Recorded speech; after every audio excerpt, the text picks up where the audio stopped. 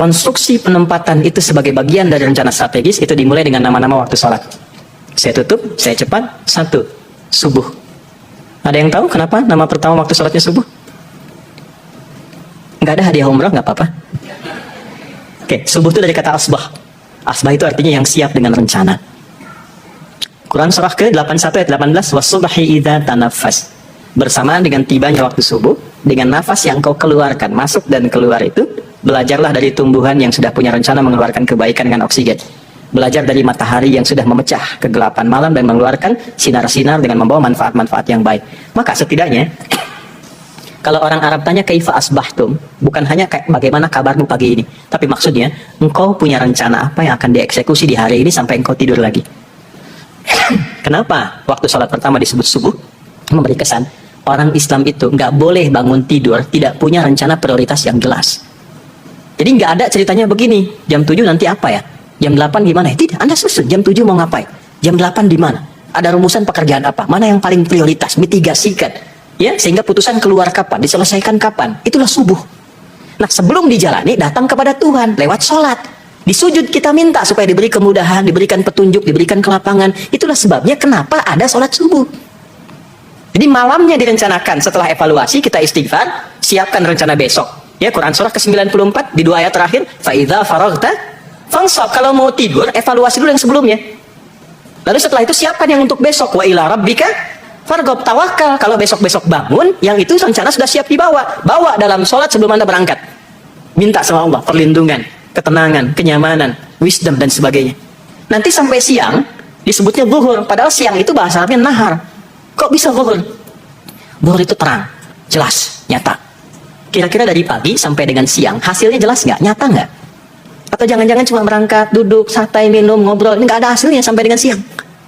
Apa hasil yang bisa dihasilkan dari setengah kehidupan siang itu? Jangan sampai semuanya sia-sia. Karena ada orang yang hidupnya cuma ngobrol, kumpul-kumpul, setelah itu gosip, lalu bertikai. Itu terjadi terus, sehingga turunlah Quran surah 103. Ya?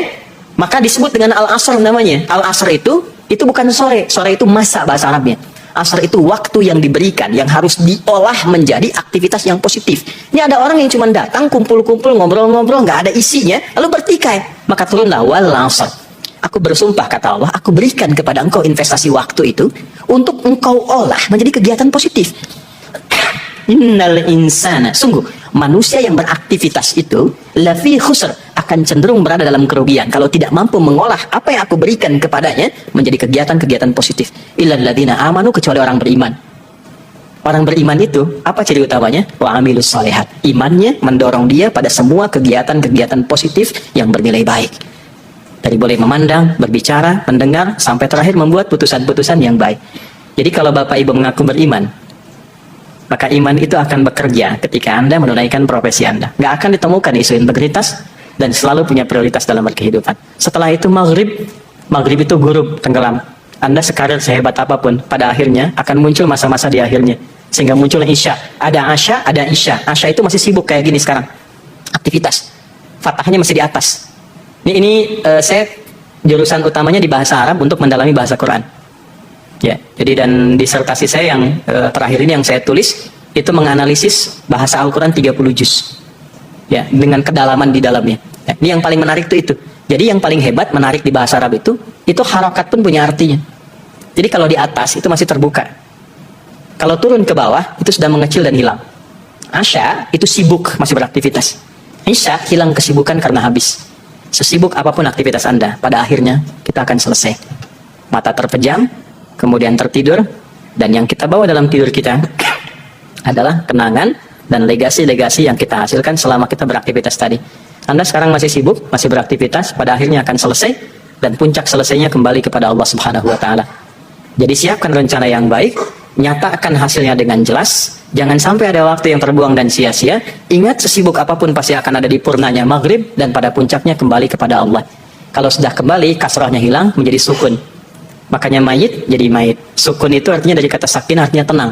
Dan pulanglah dengan tenang, dengan ya ayyatuhan nafsul mutmainnah. Hei jiwa-jiwa yang tenang. Jangan sampai pulang dalam keadaan tidak tenang karena terkait dengan isu integritas. Itu ada maknanya Pak, Bu. Indahnya itu seperti itu.